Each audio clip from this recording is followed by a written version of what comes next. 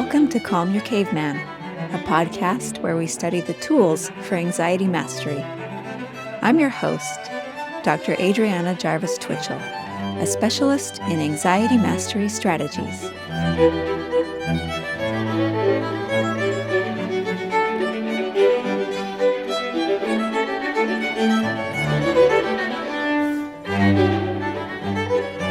Hey everybody, welcome to the podcast today. I'm going to give you a quiz to start with.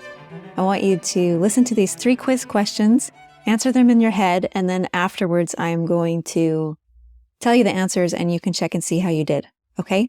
So the first one is it more likely to die from an accident or from a stroke? Second question is it more likely to die from an accident or from diabetes?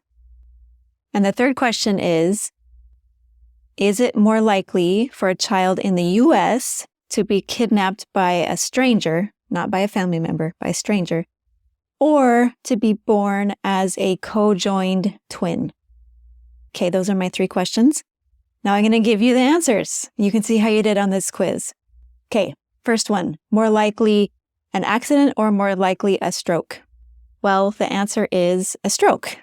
But if you thought an accident was more likely, you're not alone. About 80% of people would agree with you. But actually, strokes are twice as likely to kill you as an accident. Okay, second question about an accident killing you or diabetes killing you. Which is more likely? Okay, the answer is actually diabetes. Diabetes is actually 4 times as likely to kill you as an accident. But if you answered accident, you're also not alone. Most people think that accidents are more likely to kill you than diabetes. Okay, now the third question about whether it's more likely for a child in the U.S. to be kidnapped by a complete stranger or to be born a co-joined twin. Okay, the answer is actually it is more than 3 times as likely that a child would be born as a co-joined twin than that they would be kidnapped by a complete stranger in the U.S. If you don't believe me on these statistics, I'm going to put links in the show notes so that you can see the studies where these statistics are coming from. But how is your score? Did you fail this quiz? If you did, you're not alone. So this quiz was kind of just trying to examine what effect specifically the consumption of news has on our perception of danger, our perception of risk. And we can see that the majority of people, even if you answered these quiz questions correctly, most people fail. Most people fail this quiz. And the reason is because of the way that the news industry works, news and social media. So news and social media are in the business of competing for our attention. They're about trying to excite us more than inform us, right? So they are always competing for attention-grabbing headlines, and there are certain things that are going to grab our attention. And this comes out through psychology studies. We know, first of all, that threats are going to grab our attention. Why? Because we have a negativity bias. We've talked about this before. The human brain privileges threats over opportunities, meaning it pays more attention to threatening information than it does to information about opportunities or something beautiful or something peaceful or something safe. So studies, for example, show that in a crowd, an angry face will pop out to our notice a lot quicker than a happy face. Or if you show people a bunch of eyes, you just flash pictures of eyes at them so quickly that they don't even realize that they've seen it, that their emotional systems in their brains react a lot more powerfully to eyes that are afraid, that are showing an afraid face, just the eyes, than they do to eyes that are smiling. So this is just an illustration of how our brains are drawn to threatening negative information. But this doesn't just pertain to physical threats. This also pertains to symbolic threats. Bad information or threatening information is processed more thoroughly than good information. So that's the first thing that psychology helps us to understand, that if these news agencies and social media want to grab our attention, They will have an easier time of it if they will talk about threatening information. The second thing that will grab our attention that psychology teaches us is if something is novel or unusual, then that will grab our attention. And the third thing is if it is emotionally charged, if it's really poignant, it will grab our attention. So here we have the trio. They will need to grab our attention. They will need to give us negative information that is unusual or novel and poignant or emotionally charged. Negative, novel, emotional. These three things will grab our attention. And so that is what this industry does. So what is the effect of consuming this type of media on our anxiety levels? So we have talked recently, we've referred a few times to this image of the iceberg, and we compared this to your emotion generation process. That there's a little tiny bit of the iceberg which is above the water that you can see, and that's the conscious part of your emotion generation. And then most of the iceberg is under the water, and that's the unconscious part of your emotion generation. And so most of what goes into our emotions is not really conscious. It's something so automatic that we don't even realize we've done it. Just like when we walk into our room and our pupils adjust to the light. That's how automatic it is. We do have some conscious control over our emotion generation process. Our emotions can be changed in a deliberate way, but most of our emotions are generated by this automatic unconscious part of our brains.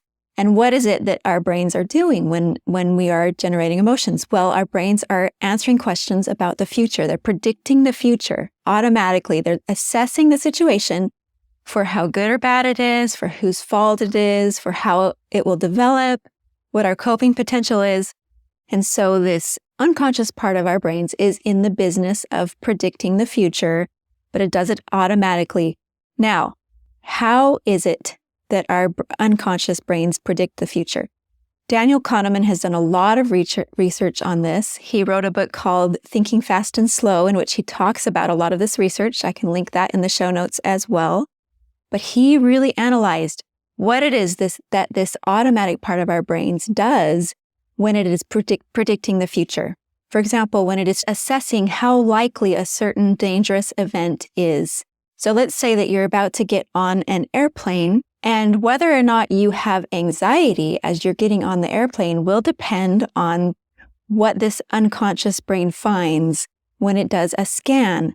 It tries to predict the future, and one of the things that it does is it scans your recent memory.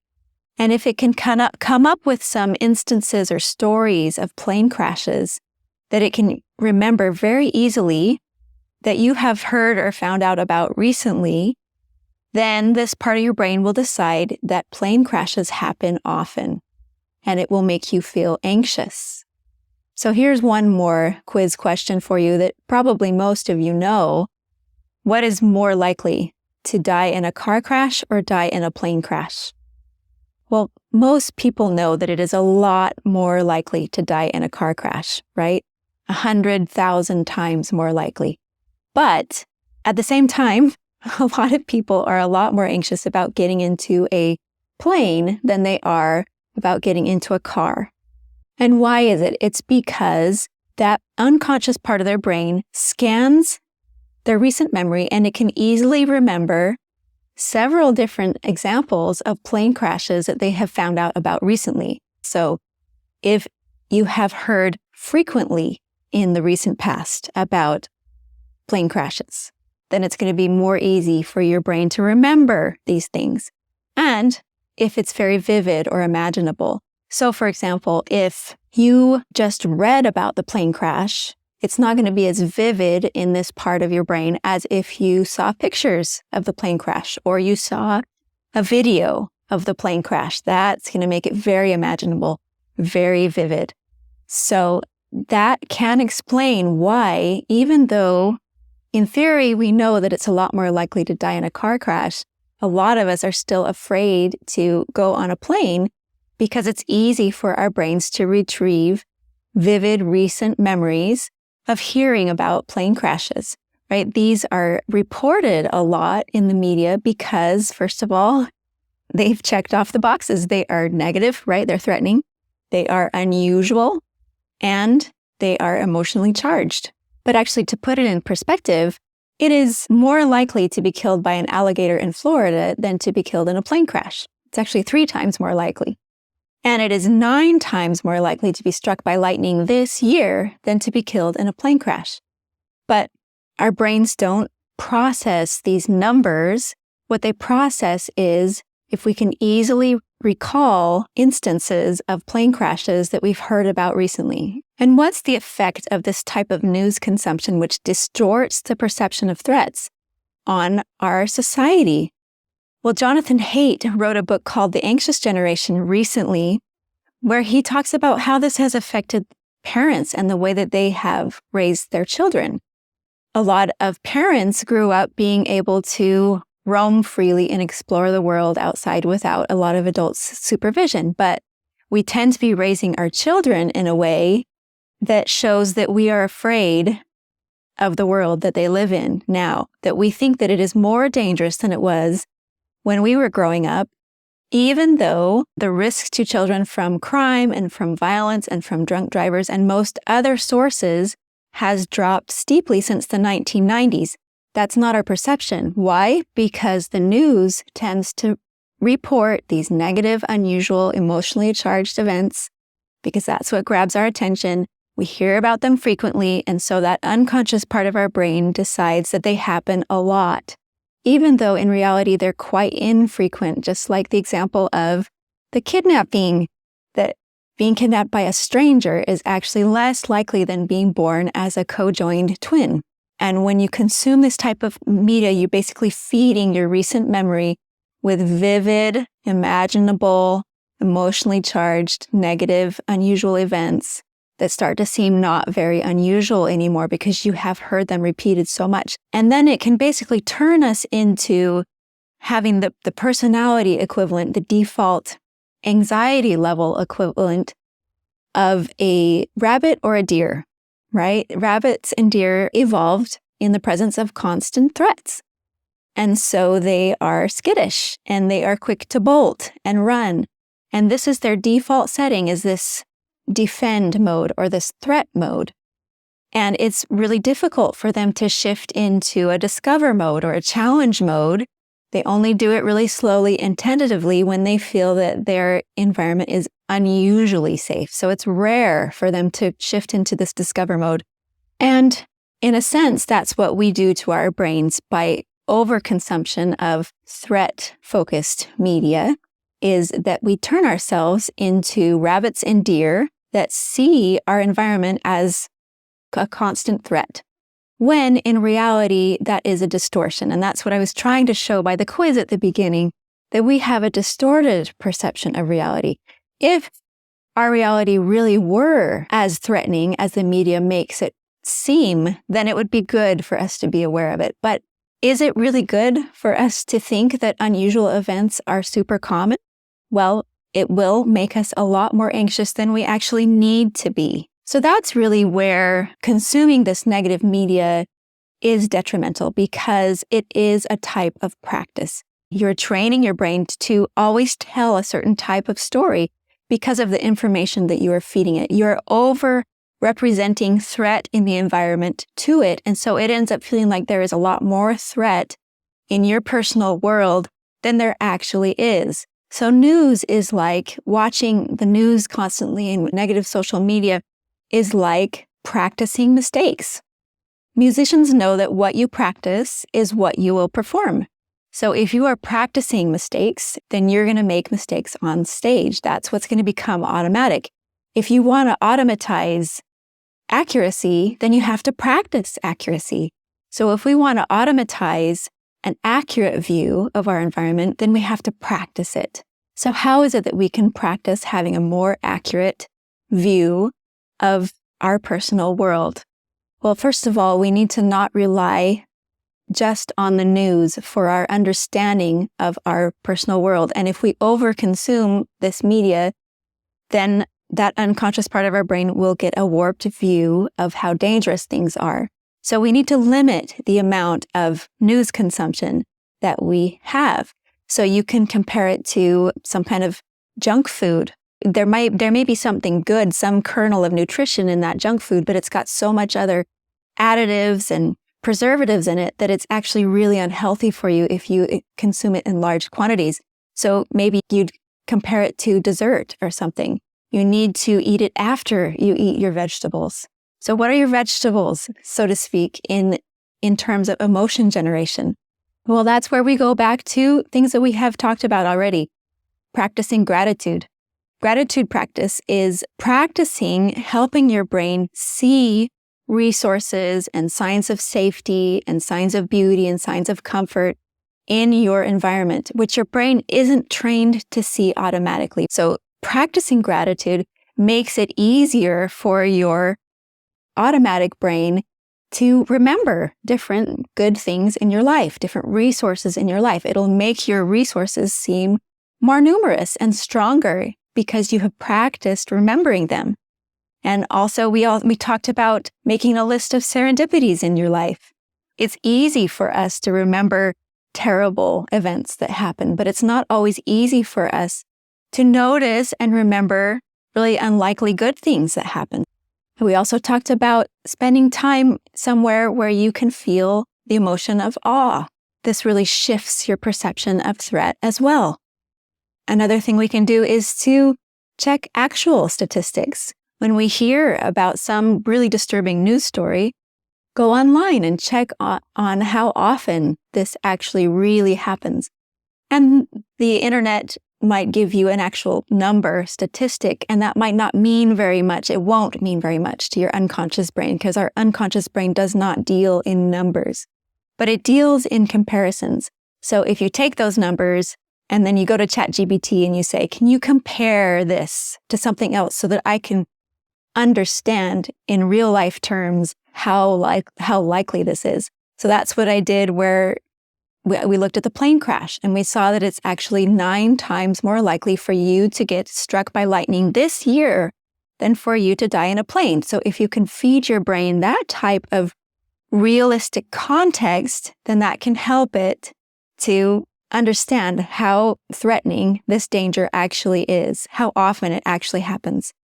But another thing that we can do, which can really help, is to just be more aware of the effect that this type of media has on our emotions. And one of the best ways to be aware of how something feels is to go without it for a little while. So go on a fast from the news and from social media for a few days. If you're in a situation where you're actually addicted to social media, then you'll need it to be longer than just a few days. You'll need to go off of it for at least 3 weeks. That's what addiction specialists tell us about how long it takes to reset our dopamine levels so that we can come out of an addiction. But if we're not talking about addiction, then you can just start with a few days. Go off of it for a few days and notice how your emotions feel. Notice how you feel different. Notice if your default anxiety levels feel different. And they will start to change depending on what you're consuming. So if we're going to compare it to eating terminology again, if you are going on a fast from news and social media, it's kind of like going off of your junk food or your super sugary dessert, but it won't really help you that much unless you feed yourself with other good things. So eat your vegetables, right? That's engage in gratitude practice, in awe, in noticing serendipities, and see how your brain responds. If you start to feel a different default level of anxiety, and you will, because you will have different things in your recent memory that are more easy for your brain to bring up. So you'll start to see the world and feel the world in a different way. And once you have fasted for a little while and gone off of it, you can think about adding some more back in. There are good reasons to be in touch with what's going on in the world. And if you feel like there's a really compelling reason for you to still consume some news, go ahead and do that, but do it in a conscious way, a way that is conscious of how it affects your subconscious appraisals. And the key here is to keep a balance between knowing what's going on and having it tip you toward an unrealistic assessment of threat in the world, which is what will happen. It is guaranteed to happen if you consume it too much, just because of how this industry works and how they focus on those things which are unusual, negative, emotionally charged events, because those will grab your attention. And if you overconsume that, then you will be tipped toward a threat. So find that balance. This is a very personal thing. Everyone has to figure out what they can handle. For me, this looks like I just read the news occasionally. I don't watch the news in general. I prefer to read it. That makes it less vivid. And so I can still get the information, but it's not going to penetrate my unconscious awareness quite as much. It's not going to color all of my unconscious appraisals quite as powerfully. But like I said, everybody has to figure this out personally. You figure out what works for you, but do it with awareness of, first of all, what the news is trying to do, what their to-do list is. It is to grab your attention with unusual, negative, emotionally charged events. Second of all, what effect this has on your unconscious appraisals and how your unconscious appraisals work from your recent memory. What's easy for that unconscious brain to bring up in your recent memory depends on if it's vivid, if it's been repeated a lot, and you have to practice what it is that you want to perform. And if you are practicing seeing the world in a very threatening way, that is what you will get. So to make that transition from a deer or a rabbit toward an animal at the top of the food chain, or a large herbivore where there aren't predators around like an elephant, then you can do that. You can do that through practice. So that's my thought for you today. We're going to now have a kindness narrative. It helps all of us to listen to these kindness narratives because it's a way of practicing seeing the world in this more safe way. But when you can share your own kindness narrative, it has even more impact on that unconscious part of your brain. So do it for yourself and do it for all of us, if you would be so kind. Thanks, and listen now to this kindness narrative.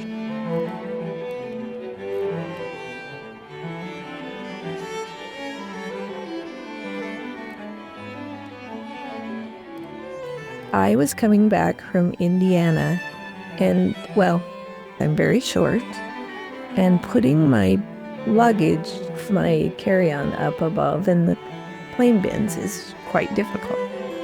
So I came into the plane, and a man who was dressed like a pilot said to me, "Can I put your luggage up for you?" And of course I said yes, and he put it up in the overhead bin. And I sat down, and he sat down in a chair across from me, across the aisle. He was across the aisle. Then, as people came onto the plane, there was an elderly gentleman that was, having trouble walking and things. And the man dressed like a pilot got up and offered him his seat. This must have been like Southwest, where you don't have an assigned seat. Then as the plane got ready to go, I noticed this man get up and walk into the cabin. He was the pilot. And I thought that was so interesting that he had taken time to just sit there in the plane, save a seat for somebody that might need it, help somebody that might need their luggage put up in the bin. It was so incredible to watch this person, who was actually the captain of the plane, be sitting there serving others.